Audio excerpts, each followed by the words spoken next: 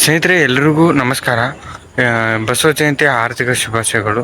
ಇವತ್ತು ಮಂಗಳೂರಿನಲ್ಲಿರುವಂತಹ ಕುಲಶೇಖರದಲ್ಲಿರುವಂತಹ ಒಂದು ಶನಿ ಮಹಾತ್ಮ ದೇವರ ಒಂದು ದೇವಸ್ಥಾನದ ಒಂದು ಪುನರುತ್ಥಾನ ಅಥವಾ ಏನಂತ ಕರೀತಾರೆ, ಪುನರ್ಸ್ಥಾಪನೆ ಅಂತ ಕರೀತಾರಲ್ಲ, ಆ ಥರ ಇವತ್ತು ಶನಿದೇವರದ್ದು ಒಂದು ದೇವಸ್ಥಾನ ಪುನರಾರಂಭ ಆಗ್ತಾಯಿದೆ. ಅದಕ್ಕೋಸ್ಕರ ಒಂದು 18 ತಾರೀಕಿಂದ 24 ತಾರೀಕುವರೆಗೆ ಪ್ರತಿನಿತ್ಯ ಪೂಜೆಗಳು ಮತ್ತು ಎಲ್ಲ ಒಂದು ಕಾರ್ಯಕ್ರಮಗಳು ನಡೀತಾ ಇರ್ತವೆ. ಅದಕ್ಕೋಸ್ಕರ ಇವತ್ತು ಬಸವ ಜಯಂತಿ ಇದೆ ಅಲ್ಲ, ಒಂದು ಶುಭ ದಿನ ಆಗಿತ್ತು. ಅದಕ್ಕೋಸ್ಕರ ನಾನಿವತ್ತು ಒಂದು ದೇವಸ್ಥಾನಕ್ಕೆ ಹೋಗ್ಬೇಕಂತ ಎನಿಸಿದ್ದೇನೆ. ಅದಕ್ಕೋಸ್ಕರ ನಾನು ಹೋಗ್ತಾ ಇದ್ದೆ. ಹಾಗೆಯೇ ಒಂದು ಬ್ಲಾಗ್ ಮಾಡೋಣ ಅಂತ ಅಂದ್ಕೊಂಡ್ಬಿಟ್ಟು ಸ್ಟಾರ್ಟ್ ಮಾಡಿದ್ದೀನಿ. ಎಲ್ರಿಗೂ ಮತ್ತೊಮ್ಮೆ ನಮಸ್ಕಾರ. ಇವತ್ತಿನ ಈ ಒಂದು ವಿಡಿಯೋದಲ್ಲಿ ನಿಮಗೆ ದೇವಸ್ಥಾನ ತೋರಿಸ್ತೇನೆ, ಬನ್ನಿ ಹೋಗೋಣ. ಅದಕ್ಕಿಂತ ಮುಂಚೆ ಎಲ್ಲರೂ ನನ್ನ ಚಾನಲ್ನ ಸಮರ್ಥ ಕನ್ನಡಿಗ ಯೂಟ್ಯೂಬ್ ಚಾನಲ್ನ ಸಬ್ಸ್ಕ್ರೈಬ್ ಮಾಡಿ ಮತ್ತು ಪಕ್ಕದಲ್ಲಿರೋ ಬೆಲ್ ಐಕನ್ ಕೂಡ ಕ್ಲಿಕ್ ಮಾಡಿ. ಯಾವ ವಿಡಿಯೋ ಮಾಡಿದ್ರೂ ಫಸ್ಟ್ ನಿಮಗೇನೆ ಬರೋದು. ಸ್ನೇಹಿತರೆ, ಮಂಗಳೂರಲ್ಲಿ ಇವತ್ತು ಸಂಜೆ ಮಳೆ ಆಯಿತು. ಆದರೆ ನೀವು ನೋಡ್ಬೋದು, ಅಷ್ಟೇನು ಮಳೆ ಆಗಲಿಲ್ಲ. ಒಂದು ಭೂಮಿನೂ ಕೂಡ ಏನು ತೇವಾಂಶ ಆಗಲಿಲ್ಲ. ಅದಕ್ಕೋಸ್ಕರ ಭೂಮಿಯಿಂದ ಬಿಸಿಯಾದ ಒಂದು ಗಾಳಿ ಬರ್ತಾಯಿದೆ. ಏನಂತ ಹೇಳಿದರೆ, ಒಂದು ಉಷ್ಣತೆ, ಅಂದರೆ ಆ ಒಂದು ಬಿಸಿಯಾದ ಗಾಳಿ ಮನುಷ್ಯನಿಗೆ ಯಾವ ಥರದ ಒಂದು ಎಫೆಕ್ಟ್ ಕೊಡುತ್ತೆ ಅಂತ ಹೇಳಿದರೆ, ಫುಲ್ಲು ಎಲ್ಲ ಒದ್ದೆ ಆಗಿಬಿಡುತ್ತೆ ಬಟ್ಟೆ. ಅಂದರೆ ನೋಡ್ತಾ ಇರ್ಬೋದು, ನಾನು ಬೆವರ್ತಾ ಇದ್ದೇನೆ ಅಂತ. ಅಂದರೆ ಈಗ ಮಳೆ ಬಂದ್ರೂ ಕಷ್ಟ, ಮಳೆ ಬರ್ತಿದ್ರೂ ಕಷ್ಟ. ಅಂದರೆ ಅರ್ಧಂಬರ್ಧ ಮಳೆ ಬರಬಾರ್ದು ಅಂತ. ಅಂದರೆ ಮಳೆ ಚೆನ್ನಾಗಿ ಬಂದರೆ ಅದು ಎಲ್ಲ ತಂಪಾಗಿರುತ್ತೆ. ಆದರೆ ಸ್ವಲ್ಪ ತಂಪು, ಸ್ವಲ್ಪ ಬಿಸಿ ಭೂಮಿಯಿಂದ ಜಾಸ್ತಿ ಬಂದರೆ ಮನುಷ್ಯನ ತಡೆಯೋಕ್ಕಾಗಲ್ಲ. ಮನೇಲಿ ಕೂತ್ಕೊಂಡ್ರೆ ತುಂಬ ಬೆವರೋಗ್ಬಿಡುತ್ತೆ. ಆ ಥರ ಎಲ್ಲ ಆಗ್ತಾಯಿದೆ. ಇಲ್ಲಿ ಬಿಡಿ, ಮಂಗಳೂರಲ್ಲಿ ಸ್ವಲ್ಪ ಕಮ್ಮಿ ಇದೆ. ನಮ್ಮ ಕಲಬುರ್ಗಿ ಆಚೆಲ್ಲ ಹೋದರೆ ತುಂಬ ಮಳೆ ಆಗ್ತಾಯಿದೆ.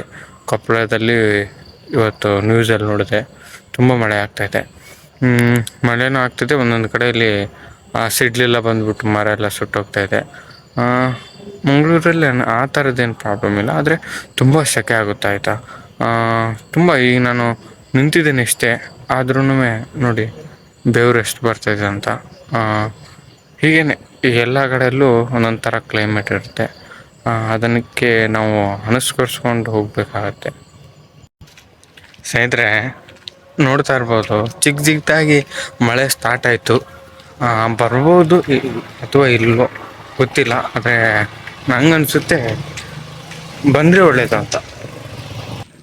ಸ್ನೇಹಿತರೆ, ಕಮೆಂಟಲ್ಲಿ ನಿಮ್ಮ ಊರ ಹೆಸರು, ನಿಮ್ಮ ಊರ ಹೆಸರು ಮತ್ತು ಕಮೆಂಟ್ ಹಾಕಿ, ಅಲ್ಲಿ ಹೇಗಿದೆ ಕ್ಲೈಮೇಟ್ ಅಂತ. ಒಂದು ಮಳೆ ಇದೆಯೋ ಅಥವಾ ಸೆಕೆ ಇದೆಯೋ ತುಂಬ ಅಂತ ಕಮೆಂಟ್ ಹಾಕಿ ನೋಡೋಣ.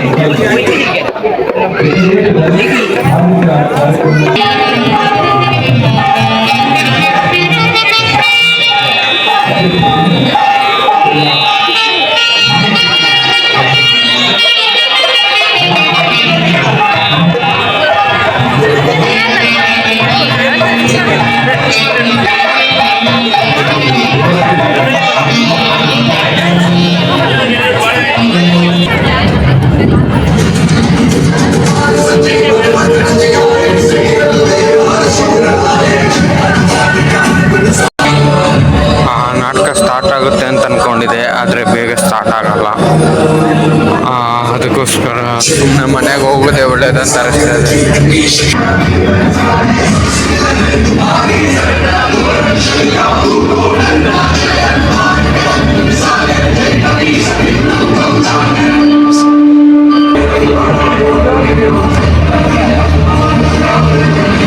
ಸ್ನೇಹಿತರೆ, ಇವತ್ತು ನೋಡಿ ನಾಟಕ ಇತ್ತಾಯ್ತಾ.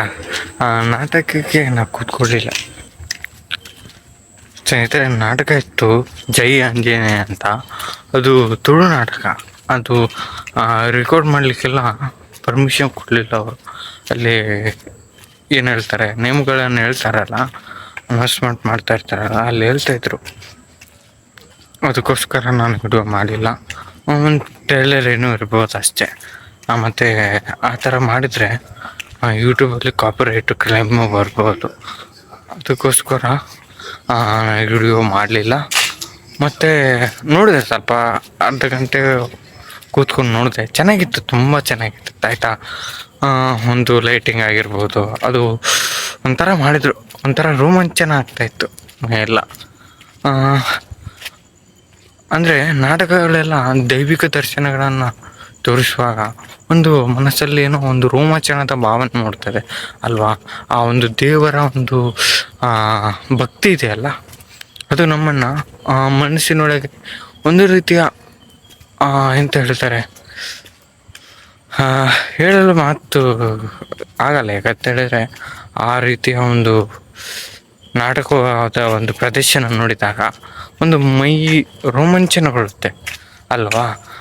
ಈಗ ಏನಂತ ಹೇಳ್ತಾರೆ, ಭಾಷೆ ನನಗೆ ತುಳು ಬರುತ್ತೆ, ಮಾತಾಡೋಕ್ಕೆ ಬರುತ್ತೆ, ಅರ್ಥನೂ ಆಗುತ್ತೆ. ಏನಂತ ಹೇಳಿದ್ರೆ, ಭಾಷೆ ಹಲವಾರು, ಕಲಿಬೇಕು. ಭಾಷೆ ಹಲವಾರು, ಆದರೆ ಆ ಭಾವನೆಗಳಿದೆ ಅಲ್ಲ, ಅದು ಅರ್ಥ ಆಗುತ್ತೆ ಸ್ನೇಹಿತರೆ. ಯಾವುದೇ ಭಾಷೆ ಆಗಲಿ, ತಮಿಳಾಗಲಿ, ತೆಲುಗು ಆಗಲಿ, ಕನ್ನಡ ಆಗಲಿ, ಅಥವಾ ಹಿಂದಿ ಆಗಲಿ, ಇಂಗ್ಲೀಷ್ ಆಗಲಿ, ಯಾವ ಭಾಷೆನೂ ಕೂಡ ಕಲೀಲಿಕ್ಕೆ ಸುಲಭ ಆಯಿತಾ. ಕಲಿಬೇಕು, ಎಲ್ಲ ಭಾಷೆನೂ ಕಲಿಬೇಕು. ಇದು ನನ್ನ ಮನೆ ಹತ್ರ, ಅದಕ್ಕೋಸ್ಕರ ನಾನು ನಡೆದುಕೊಂಡು ಹೋಗ್ತಾ ಇದ್ದೇನೆ. ಅದರೊಟ್ಟಿಗೆ ಬ್ಲಾಗ್ ಮಾಡೋಣ ಅಂತ ಬ್ಲಾಗ್ ಮಾಡ್ತಾಯಿದ್ದೇನೆ. ಈಗ ಸಮಯ ಎಷ್ಟಂತ ಹೇಳಿದರೆ, ದೇವ್ರೆ ಎಷ್ಟು ಗೊತ್ತಾ ನಿಮಗೆ, 10:30 ಗುರು. ಇದು ನೋಡಿದರೆ ಕಾಡು ಎಷ್ಟು ದೊಡ್ಡದಿದೆ ಗೊತ್ತಾ, ನೋಡಿ ಕಾಣುತ್ತಾ ಅಂತ. ಇಲ್ಲಿ ನಾನು ನಡೆದುಕೊಂಡು ಹೋಗ್ತಾ ಇದ್ದೇನೆ. ಇಲ್ಲಿ ಪರವಾಗಿಲ್ಲ, ನೀವು ಮನೆ ಹತ್ರ ಇದೆ, ಏನು ಪರವಾಗಿಲ್ಲ, ಹೋಗ್ಬೋದು ಬರ್ಬೋದು, ಹಂಗೇನಿಲ್ಲ. ಅದಕ್ಕೋಸ್ಕರ ಹೇಗಿರುತ್ತೆ ನನ್ನ ಒಂದು ಅನುಭವಗಳನ್ನು ನಿಮ್ಮ ಒಂದಿನ ಹಂಚ್ಕೊಳ್ತಾ ಇದ್ದೇನೆ.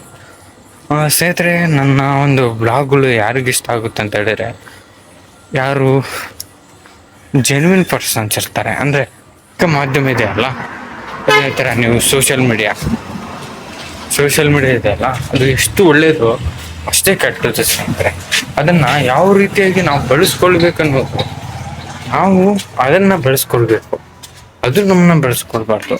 ಈಗ ನೀವು ChatGPT ಎಲ್ಲ ಯೂಸ್ ಮಾಡ್ತೀರಾ, ಹೌದು ಯೂಸ್ ಮಾಡಿ, ಆದರೆ ಅದಕ್ಕೆ ಫುಲ್ ಆ್ಯಕ್ಸೆಸ್ ನೀವು ಕೊಡಬೇಡಿ. ಕೊಟ್ಟಾಗ ಏನಾಗುತ್ತೆ ಅಂತ ಹೇಳಿದ್ರೆ, ನೀವು ಬೇಕಾದರೆ ನೀವು ಒಂದು ಸಲ ನೀವು ಆ ಎಕ್ಸ್ಪೀರಿಯೆನ್ಸ್ ಮಾಡಿರ್ಬೋದು. ಏನಂತ ಹೇಳಿದರೆ, ನೀವು ಒಂದು ಫೋಟೋ ಕೊಟ್ಟಿರ್ತೀರ, ಆಗ ಇನ್ನೊಮ್ಮೆ ಒಂದು ಟೈಪ್ ಮಾಡ್ತೀರ, ಟೈಪ್ ಮಾಡಿ ನೋಡಿ, ಆಗ ಆ ಫೋಟೋದಲ್ಲಿರುವಂತಹ ಒಂದು ಅಥವಾ ನೀವು ಹಿಂದೆ ಮಾತಾಡಿರುವಂತಹ ಅಂಶಗಳನ್ನು ನೆನಪಿಟ್ಟುಕೊಂಡು ಅದು ರಿಪ್ಲೈ ಕೊಡ್ತಾ ಇರುತ್ತೆ ನಿಮಗೆ. ನಿಮ್ಮ ಒಂದು ಮೈಂಡನ್ನು ಅದು ಸರಿಯಾಗಿ ಓದುತ್ತೆ.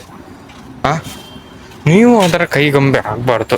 ಅದು ನಿಮ್ಮ ಕೈಯಲ್ಲಿರುವಂತಹ ಒಂದು ಸಾಧನ, ಅದು ನಿಮ್ಮನ್ನು ಒಂದು ಕೈಗೊಂಬೆಯಾಗಿ ತಗೊಳ್ಬಾರ್ದು. ನೀವು ಅದನ್ನು ಯಾವ ರೀತಿಯಾಗಿ ಉಪಯೋಗ ಮಾಡ್ಕೊಳ್ಬೇಕು ಎಂಬುದನ್ನ ಅರ್ಥಕೊಳ್ಬೇಕು ಅಲ್ವಾ. ಈಗ ಅದನ್ನು ಏನಂತ ಹೇಳ್ತಾರೆ, ಇವತ್ತಿನ ಬ್ಲಾಗ್ ಇಷ್ಟ ಆಗಿತ್ತು ಸ್ನೇಹಿತರೆ. ವಿಡಿಯೋ ಇಷ್ಟ ಆಗಿದ್ದರೆ ಲೈಕ್ ಮಾಡಿ, ಶೇರ್ ಮಾಡಿ, ಸಬ್ಸ್ಕ್ರೈಬ್ ಮಾಡಿ. ಮುಂದಿನ ದಿನಗಳಲ್ಲಿ ನಾನು ಡೈಲಿ ಬ್ಲಾಗ್ನ ಸ್ಟಾರ್ಟ್ ಮಾಡ್ಕೋಬೇಕು ಅಂದ್ಕೊಂಡಿದ್ದೀನಿ. ಆದರೆ ಒಂದು ವಿಚಾರ, ನನಗೂ ಕಲಿಯೋಕ್ಕಿರುತ್ತೆ, ನನಗೂ ಲಾ ಸಬ್ಜೆಕ್ಟ್ಗಳಿರುತ್ತಲ್ಲ, ಅದಕ್ಕೋಸ್ಕರ ತುಂಬ ಇರುತ್ತೆ ಕಲಿಯೋಕ್ಕೆ. ನೀವ್ಯಾರಾದರೂ BLLB ಸ್ಟೂಡೆಂಟ್ ಆಗಿದರೆ ಅಥವಾ ಲಾ ಸ್ಟೂಡೆಂಟ್ ಆಗಿದರೆ ನನಗೆ ಕೆಳಗಡೆ ಕಮೆಂಟ್ ಮಾಡಿ. ಗುರಿಗಳನ್ನ ಇಟ್ಕೊಂಡಿದ್ದೀನಿ. ಆ ಗುರಿಗಳು ಬಿ ಹ್ಯಾಪಿ ನೋ BP ಅಂತ ಹೇಳ್ತಾ ಎಲ್ರಿಗೂ ಈ ವಿಡಿಯೋನ ಕೊನೆಗೊಳಿಸೋ ಮೊದಲು ಒಂದು ಹೇಳ್ತೇನೆ, ಯೂಸ್ ಮಾಡ್ಕೊಳ್ಳಿ. ಇದಾಗಿತ್ತು ಇವತ್ತಿನ ಬ್ಲಾಗ್. ನಿಮಗೆ ಬ್ಲಾಗ್ ಇಷ್ಟ ಆಗಿದ್ದರೆ ಚಾನಲ್ನ ಸಬ್ಸ್ಕ್ರೈಬ್ ಮಾಡಿ, ಲೈಕ್ ಮಾಡಿ, ಶೇರ್ ಮಾಡಿ ಅಂತ ಹೇಳ್ತಾ ಇವತ್ತಿಗೆ ಈ ವಿಡಿಯೋನ ಇಲ್ಲೇ ಎಂಡ್ ಮಾಡ್ತಾಯಿದ್ದೇನೆ. ಮತ್ತೊಂದು ವಿಡಿಯೋದೊಂದಿಗೆ ನಿಮ್ಮ ಎದುರು ಈ ಸಮರ್ಥ ಕನ್ನಡಿಗರನ್ನ ಸಬ್ಸ್ಕ್ರೈಬ್ ಮಾಡ್ಕೊಳ್ಳಿ. ಮುಂದಿನ ವಿಡಿಯೋದಲ್ಲಿ ಸಿಗೋಣ. ಅಲ್ಲಿವರೆಗೂ ಟಾಟಾ, ಬಾಯ್ ಬಾಯ್, ಸಿ ಯು. ಓಕೆ, ಇಲ್ಲೇ ಎಂಡ್ ಮಾಡ್ತೇನೆ. ಟಾಟಾ.